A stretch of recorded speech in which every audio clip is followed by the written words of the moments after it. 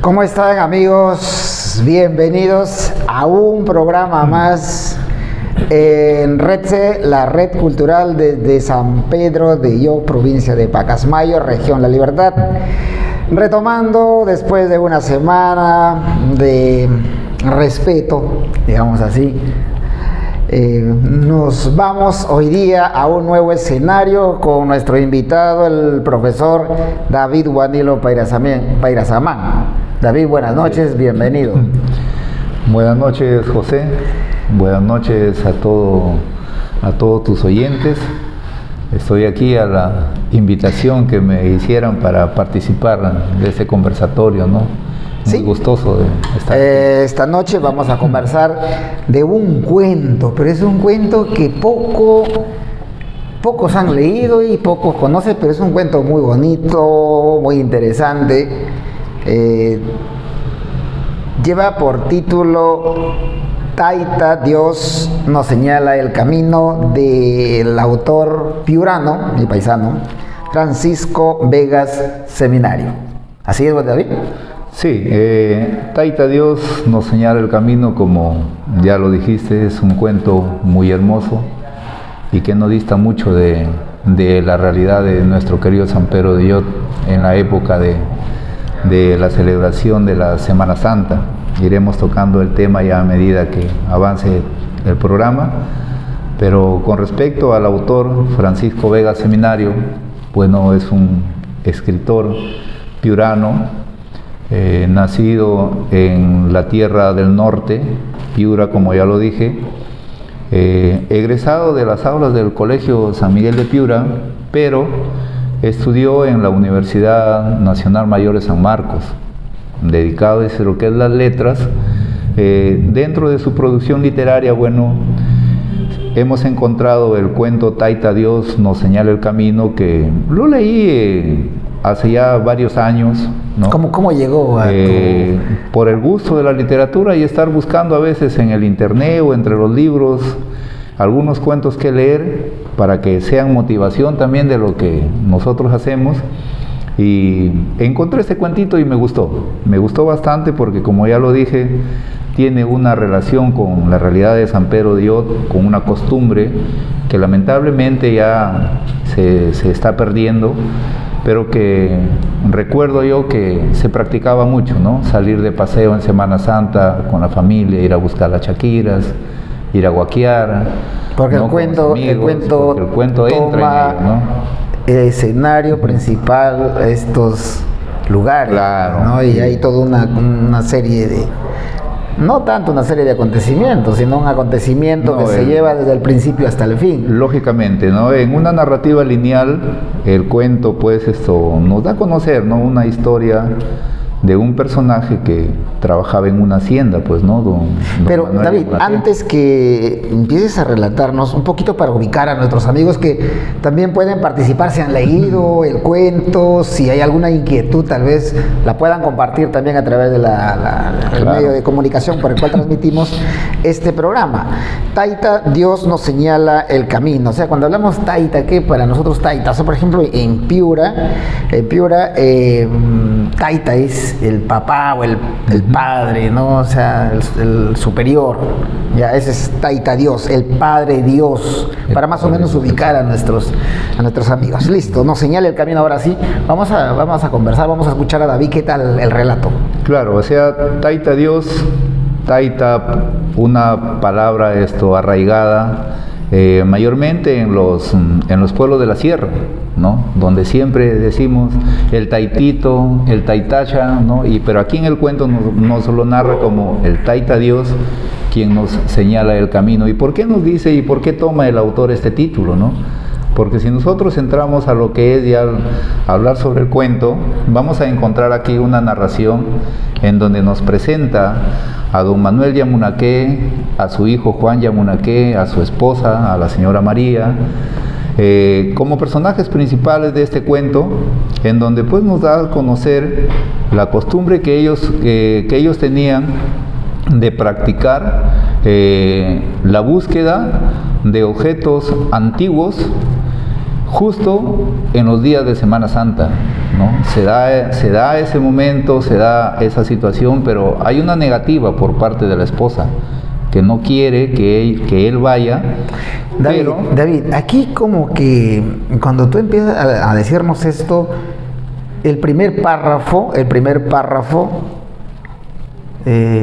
da una idea, una connotación como que el lugar donde viven es un lugar, una casita muy rústica, muy pobre, donde cunde la tristeza, y da la impresión de una pesadez al principio en leer el párrafo para llegar a lo que tú nos estás contando, ¿no? Exacto. Por ejemplo, dice: de pájaro bobo, totoras y dorados carrizos, con una costra de barro en el tejado, era la casa de Manuel Yamunaqué.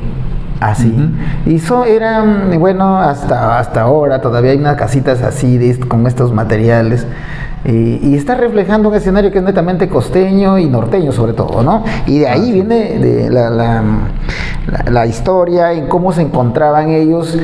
Incluso hace una descripción en este primer párrafo de los animalitos. Exacto. Todos flacos. Que viven ahí, son parte de la familia. Si comenzamos, no vamos a dar toda la para que pueda el lector tener esa inquietud de leer. En el corral balaban de hambre varias ovejas, el cerdo flaco, las dos burritos, también con que reflejaban hambruna. O sea, la sensación de pobreza, de miseria. Claro, ¿por qué? Porque en el campo, si nosotros nos trasladamos a lo que es el campo, nos damos cuenta que las familias viven o vivían tal vez no solamente pues padres e hijos, sino tenían ahí al perrito que siempre los acompañaba, que era el amigo fiel. Y tenían en la puerta de la casa o atrás de la casa el espacio donde criaban los chanchitos, los borreguitos, el ganado cabrío, ¿no? Entonces, todo eso forma parte de este escenario.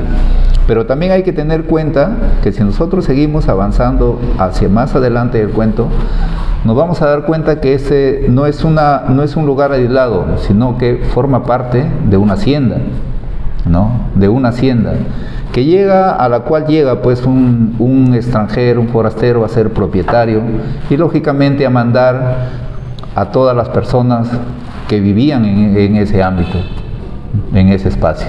Como que ya va anunciando el tema. Como que ya va anunciándonos el tema. Es muy importante dar a conocer esto, ¿por qué? Porque en el cuento tú sabes de que siempre hay una presentación del personaje o de los personajes, hay una presentación del espacio físico, ¿no? De cómo ir adentrándonos hacia la lectura de este cuento, pero teniendo en cuenta que tiene que ir dándonos esa pauta, ese interés que el lector está buscando por seguir con la lectura. Claro.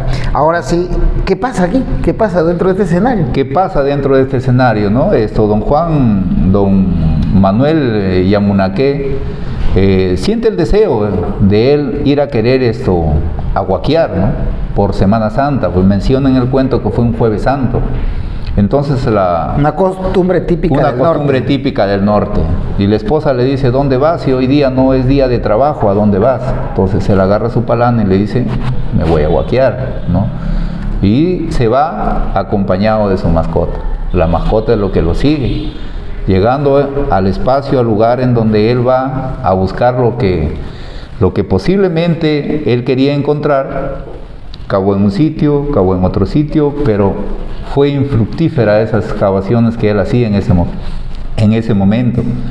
Pero cuando llega a un lugar, a un espacio, de tener que cavar nuevamente, empieza a cavar, sigue cavando. Pero estaba cavando con la intención de encontrar huacos. Huacos, porque esa era la costumbre. Esa era la finalidad. Y sí estaba encontrando algunas callanas. Encontraba callanas. Otros unos huacos. Encontraba huacos, pero muy rústicos. Muy rústicos, no una cerámica fina como la que siempre nosotros conocemos, que se encuentra en nuestro medio por las mismas culturas que existieron antiguamente, sino que él empieza a encontrar solamente restos de ello, ¿no? Pero se da la casualidad que llega a una parte en donde él empieza a cavar y empieza a encontrar un resto humano. él se hace la pregunta y le entra la duda, dice, pero esto no puede ser una momia. Empieza a descubrir los pies, empieza a descubrir... Pero ahí hay un personaje que le ayuda a descubrir. Claro, y que le ayuda a descubrir es su perrito. O sea, él no encuentra nada. De pronto estaba un poco, da la sensación que estaba un poco hasta aburrido. Y ojo que el perrito en ese momento no estaba a su lado, estaba descansando. Estaba descansando. Y luego se traslada, y comienza con las patitas a escarbar. Sí. Y ahí le surge la inquietud a Manuel Yamunaque. Aquí hay huacos. Sí, aquí hay huacos. Entonces la inquietud y comienza...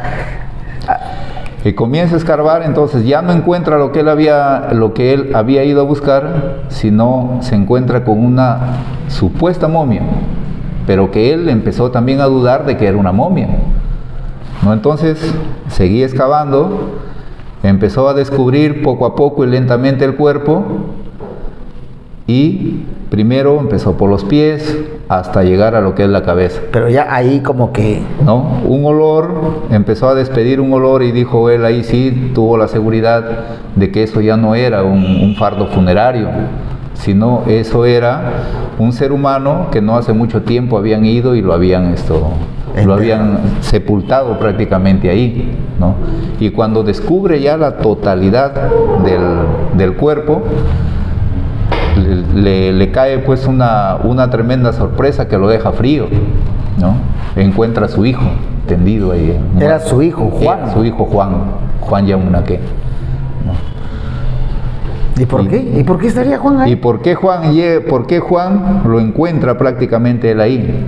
En ese momento él piensa y él dice, ¿no? Pensé que mi hijo estaba por otros lugares, pensé que mi hijo estaba tal vez trabajando en otros espacios, otro sitio, pero nunca pensé de que lo iba a encontrar acá. Entonces, él ¿qué hace? Lo saca y lo lleva a su casa.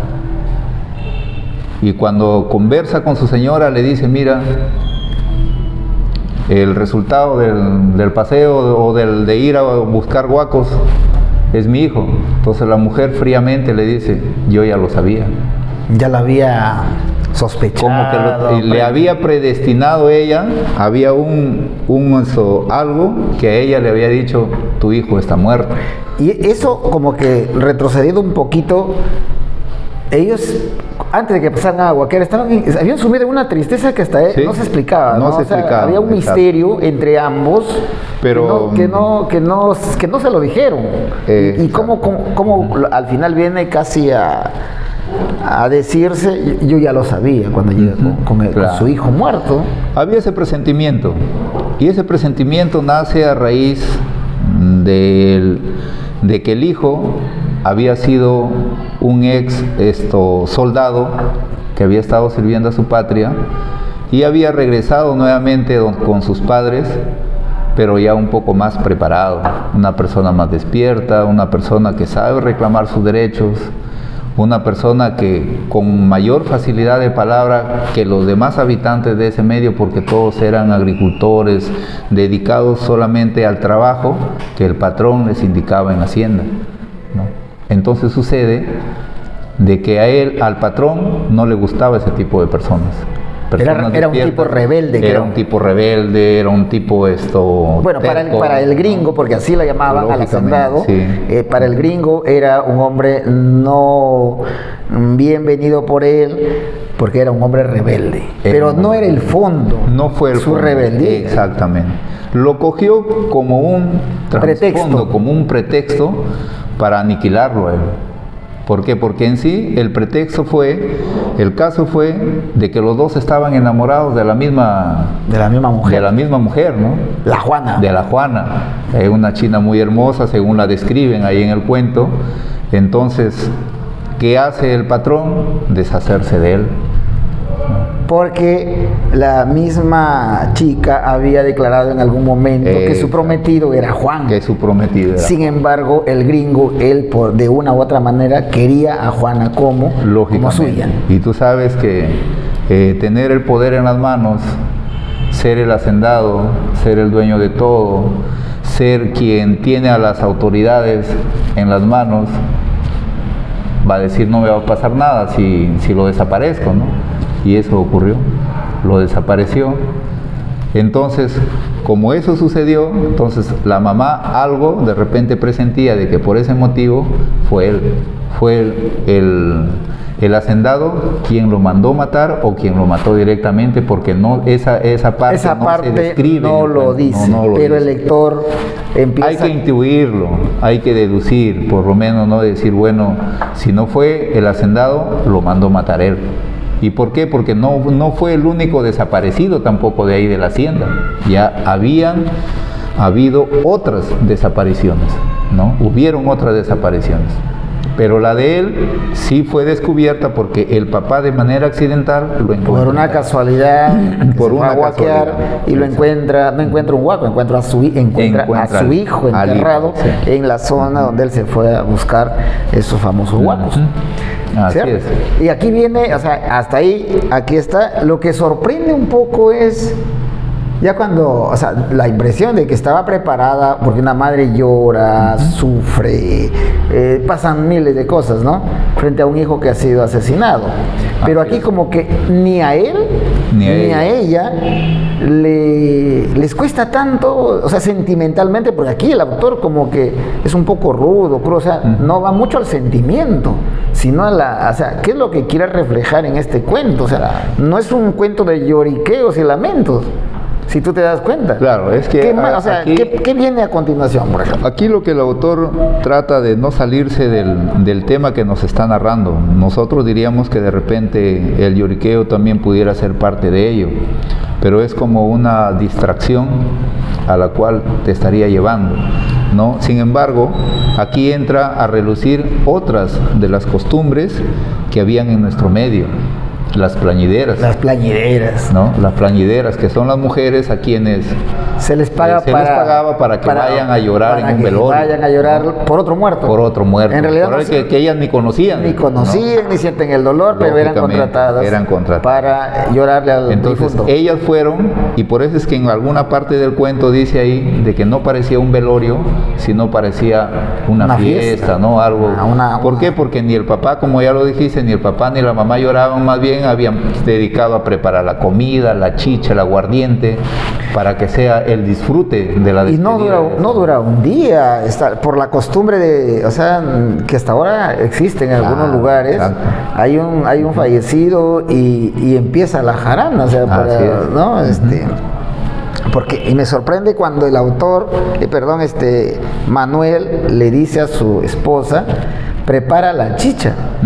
Y ojo que la chicha, en el norte, la preparación no es de un día. No es de un día, lógico. O sea, lleva hasta 2 días, y al tercer día ya se puede consumir. Ni acá mismo, ¿no? Acá mismo preparas la chicha, pues al siguiente día no la consumes. Imagínate que prepare la chicha y al día, cuando ya está, hay comida, hay chicha, la gente tienes todos los preparativos y la gente llega, pues, no como persona, ya sea como invitado, como vecino o como alguna persona que quiere ir a darte el pésame, llega, ¿no?, al velorio y se encuentra con todo eso, ¿no? Y como repito, las únicas que lloraban en ese momento eran las plañideras, nada más, no había nadie más que lloraba al muerto. Y los demás entonces terminó en una fiesta en donde la gran mayoría terminaban mareados. O sea, terminaban mareados porque terminaba un día, venía el siguiente día nuevamente, continuaban en lo mismo. Comida, exacto. Bebida, algunos tragos de, ¿cómo es? Cañazo, creo que sí, el aguardiente. El aguardiente, exacto. ¿No? Y ya en el día... Se llega el día ya en que ya eso determinan llevarlo a darle cristiana sepultura. Entonces ellos deciden llevarlo en un burrito, ¿no? O una burrita, como lo menciona ahí, ¿no? Entonces, como el muerto no podían subirlo, hicieron un tipo de aparejo muy diferente para sentarlo al muerto y que no se mueva ni para allá, ni para acá, ni a un lado, ni al otro, ¿no? Entonces lo amarraron, lo fijaron bien y lo empezaron a llevar, y la gente iba acompañando detrás de la sémila que lo llevaba, ¿no? Pero aquí viene un caso curioso. Antes que sigas con el caso curioso, hasta ahí se olvidaron del dolor, quién lo mató. No había nada. No, aunque oye, pues aunque ahí en el velorio hay un personaje que llega, me parece, el juez del lugar, quien ya estaba dentro de sus tragos, conversa con el padre del occiso y esto le empieza a decir, el papá le dice, bueno, yo tengo la presunción de que el hacendado fue quien mató a mi hijo y quiero hacendar. Comienza la petición de justicia. Claro, ahí comienza. Ahí, o sea, ¿cuál es la finalidad, no? Entonces, aquí se comienza a notar la petición de justicia por parte del padre. ¿Ya? Entonces, como que, bueno, va a haber alguna investigación, le dice, se supone, claro, algo así, ¿no? Va a haber una investigación. ¿Tienes tú una evidencia, tienes la prueba de que él lo mató? No la tengo. No la tengo. Pero sospecho. No, pero sospecho. Solamente está mi sospecha, no está más. ¿Y quién fue? ¿Y quién fue? No, fue fulano. ¿Y por qué? ¿Por qué sospechas? Por tal motivo. Pero se quedó ahí. No pusieron la denuncia porque no había lo que pedía el juez. Entonces ahí fue donde ya decidieron ya ellos llevarlo al cementerio, al lugar donde le iban a dar cristiana sepultura. Y como dije, lo aseguraron bien sobre el lomo de una sémila, lo condujeron por el camino hacia el cementerio. Pero da la coincidencia de que en esa burrita o en esa sémila ellos llevaban siempre leña a la hacienda, ¿no? Y la burrita ya conocía el camino. Ahí hay otra cosa que deja entrever que entonces ellos sí tenían, por lo menos por negocio. Había contacto con el hacendado. Con el hacendado. Claro, ¿no? Había contacto, porque la burrita conocía el camino. Como te repito, ellos eran parte de la hacienda, y quieras o no, estaban a disposición del hacendado. Ellos trabajaban para la hacienda, ganaban su diario de la hacienda, y uno de sus trabajos era pues abastecer con leña a la hacienda. Así es. ¿Ya? Entonces sucede de que cuando lo están llevando al muerto, la burrita, en vez de coger el camino que va al cementerio, se desvió al camino que va a la hacienda. ¿Por qué? Porque ella ya tenía la costumbre de ir a la hacienda. Como ellos iban en tragos, en copas, nadie se dio cuenta. Nadie se dio cuenta. Nadie. Y cuando ya llegaron a la hacienda, ahí empezó a 50 metros, se dan cuenta, entonces sale la jauría del hacendado. Y como también, como suele ser en estos casos, que también ellos, el pueblo, por decir así, que acompañaba para ir a sepultar a Juan. A Juan, sí. Entonces, también siguen los perros chuscos, claro, llamaríamos así. Claro. ¿Ya? Entonces, hay una guerra entre perros finos traídos de Europa, y los chuscos, ¿no? Y mientras esa batalla campal ocurría, hubo a su muerte de perros, muerte de humanos. Entonces, hubo más muertes ahí. Se produce ahí un enfrentamiento. Exacto. Donde el hacendado, pues haciendo, o sea, aquí como que, bueno, seguramente lo vamos a completar después, saca su poderío, sus armas, y comienza a defenderse, pero no se queda también los acompañantes no se quedaron atrás, y envalentonados por el licor reaccionaron y le hicieron frente y terminaron con la vida de él también. Entonces sí, ¿no? Pero él mata antes de la muerte, claro, mata dos personas más. Exacto. Ya, entonces, y ellos ante esas muertes reaccionan con mayor intensidad de lo que uno ya va captando de la lectura, y lo matan. Matan al hacendado, al gringo. Matan al gringo, matan al hacendado, como era el dueño, lo matan. Entonces, cumplido, no digamos su objetivo, sino ya votaron prácticamente la rabia que ellos tenían. Por eso es que en esa circunstancia es cuando don Manuel, ya cuando la burrita está yéndose a la hacienda, ya dice, Taita, Dios nos señala el camino, sigamos, y los demás, dice, ahí está el título del cuento. Por eso ahí sale el título, como que la predestinación está así hay que seguir, sigamos, claro. Y el resto dice, sigamos, y ahí es donde se produce todo ese acontecimiento. O sea, a veces lo queremos entender como que el camino es el que condujo de la burrita hacia la hacienda, no, sino es el hecho que prácticamente ellos ya concretan después de haber llegado a la hacienda, ¿no? Podríamos decir que casi, bueno, antes de continuar, Pablo Ventura dice que gusto ver y escuchar a dos maestros hablando de literatura y cultura. Pablo Ventura, creo que Pablo Ventura. Gracias, mi estimado. Por Tumbes. Silvia. Promoción y colega. Silvia Conde, otra hincha más de David. Felicidades y no sé quién más estamos por acá. Bien, acá decíamos como, yo podría decirte acá, de acuerdo a lo que he podido leer, que como una especie de simbolismo la burrita, porque tomó el camino equivocado, entre comillas, ¿no? Ya durante el cortejo fúnebre, y de un destino inexorable, porque ahí como que, ¿sabes? Esto tiene que suceder, y como que ya lo anuncia, lo dice, pues no, Taita Dios nos señala el camino. No, está prácticamente dicho eso, sí, ¿no? O sea, como que la burrita estaba predestinada para que se equivoquen, o sea, claro, ¿qué podemos, perdón, termino? ¿Qué podemos decir? Dios, o sea, yo diría sí, Dios está ahí, o sea, justicia, y creo que no estaríamos lejos de las situaciones que pasan actualmente, cuando ya el pueblo toma justicia por sus propias manos, que no es la correcta. Exacto. Está vulnerando la ley, pero no es la correcta porque ya la impotencia. Bueno, seguimos terminando la historia para luego hablar de... En este caso del título, ¿no? Es la parte donde nace el título, Taita Dios nos señala el camino, pero aquí hay algo muy importante, ¿no? En donde si nosotros nos damos cuenta en el cuento, nos da a conocer pues la diferencia de dos clases sociales muy claro, pero terminamos el cuento para comentarlo. El cuento termina cuando muerto el hacendado, muerto el gringo, cargan con sus nuevos muertos. Con sus nuevos muertos, exacto. Y ya, ahora sí, de una manera ordenada, camino al cementerio. Sí, como que ya les pasó la borrachera, como que ya les pasó todo, entonces ahora sí estamos tranquilos. Ya esa carga pesada que los padres tenían y que los acompañantes también tenían, porque recordemos que no fue el único, como hemos dicho anteriormente, sino hubieron otras muertes. Claro, y porque también a este grupo que representaría al pueblo, entonces estaban casi, o sea, impotentes de no poder hacer justicia, o de no encontrar justicia, por no encontrar la justicia. Y por eso es que ellos tenían, por eso odio, por eso cuando Manuel Yamunaque, que es un apellido netamente norteño, lógicamente, pasa por la hacienda, recuerda, dice, o sea, porque hay odio, hay cólera, por los abusos que comete este hacendado, este gringo.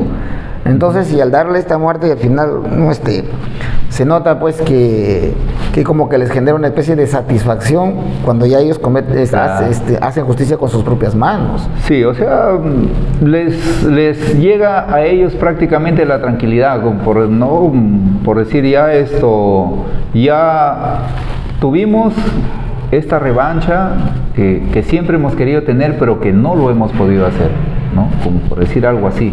¿No? Entonces llega la tranquilidad donde ellos, y cada quien, todo el grupo parte pues hacia el cementerio ya con los muertos, que no solamente con el muerto que habían encontrado enterrado, sino también con los que habían sucedido en ese momento. Aquí la parte que voy otra vez a tocar es cuando se encuentra con el juez y busca justicia. Y no la encuentra. O sea, como que le dice, ¿tienes pruebas? O sea, la clásica. ¿Tienes pruebas? Claro. Si tienes pruebas, ¿Y por qué quizá esto no encuentra la justicia? Porque en alguna parte del cuento también nos dice de que el gringo, cuando llegaban las autoridades, hacía los banquetes las autoridades superiores, él se convertía en el siervo de aquellas autoridades. Exacto. Entonces, ¿él qué hacía? Mandaba a preparar los banquetes para el disfrute de ellos. Entonces, ¿qué podían hacer las autoridades en ese rato en contra de él? Nada. Y es la clásica... Y si comparamos no vayamos lejos con lo que sucede hoy, con los hechos que hasta hoy jueves están ocurriendo. O sea, claro. Lo mismo, o sea, el poder, la corrupción, mira, desde aquel entonces, y también podemos contrastar incluso con el cuento Calixto Garmendia, que hay, y otras obras que hemos venido contando, que todos están en la búsqueda de justicia. Sí. Y todo es una protesta, es una búsqueda de justicia, ojo, con cuentos peruanos. Cuentos peruanos. O sea, que tanto arraigo tiene Claro, en Calixto Garmendia, por ejemplo, un carpintero a quien le quitan ellos sin derecho a nada, le quitan un terreno que era de su propiedad y lo convierten en un cementerio. Claro, aquí como que si no... Y lo convierten pues en una persona renegada, en una persona... que busca justicia y al final la hacen, busca por sus propios medios. Por sus propios medios. Aquí Francisco Vega Seminario como que se estaría encuadrado un poco en ese indigenismo, sí, tal vez no muy pronunciado, muy evidente, claro, pero está allí, o sea, esa protesta, ese reclamo de justicia de quienes en realidad son el pueblo y no encuentran, porque el poder está de por medio, como has manifestado, que el cuento refleja que en este caso el gringo, cuando llegan las autoridades, él se preocupa y elabora los mejores banquetes, prepara los mejores banquetes para tener el poder, para recibirlo de mejor manera, para tener el poder, tener el poder en sus manos. Tener el poder en sus manos. Así es. Entonces aquí, fíjense, es un cuento que poco a poco, de repente, poco lo conocen, pero los invitamos que lean. El cuento se llama exactamente Taita Dios nos señala el camino. Búsquenlo en internet, también lo encuentran. Es de Francisco Vegas Seminario. Es un cuento muy sencillo, es corto, no cansa, es interesante y hay que comparar también. Mire, con hechos que se están produciendo incluso ahora, ¿desde cuándo se viene pidiendo justicia? Y se me viene a la mente, imagínate en estos momentos, cuando se clama por justicia, se clama por leyes, para que el pueblo encuentre justicia y no la hay. ¿Qué está haciendo? ¿Qué está pasando en estos momentos? Es una de las grandes debilidades que hay en nuestro país. No, hay que tener en cuenta que Vegas Seminario es un escritor que más o menos de la época de los 40 hasta los 80 por ahí, ¿no? Que él nos hizo conocer su producción literaria. Pero mira, si nosotros recurrimos a tiempo atrás de él, encontramos también el mismo problema. Y si lo pasamos a lo que... Y hay otra cosa que otra cosa que lo comparamos con su biografía. Él fue diplomático. Fue diplomático. Saquemos la conclusión que él no sería un hombre, digamos, tan pobre del pueblo que pudo de repente la familia. ¿Cómo es que tomó este tema? Es que él emerge de una familia piurana, ¿no? Quizá hubiera podido ser tal vez porque no he logrado buscar más información sobre su niñez, su adolescencia o su juventud, pero él es de una familia piurana que por estudios llega a ocupar el cargo de diplomático, ¿no? La literatura la empieza a ejercer cuando él estudiaba ya en San Marcos, ¿no? Pero lógicamente no abrigó directamente la carrera de la literatura, sino que la tuvo como algo alternativo, pero que llegó a pesar prácticamente. Porque si tiene otros textos también tocan el mismo tema. También tocan el mismo tema, sí. Entonces mira, él viviendo en una zona, sabemos, Piura pues una zona donde existieron las haciendas, ¿no? Y casi en todo el Perú, en la costa, sierra, selva, ha habido haciendas. Y en las haciendas la historia casi es la misma. Sí, casi es la misma, ¿no? Y la búsqueda de la justicia va por ahí, muy relacionada. Va por ese lado.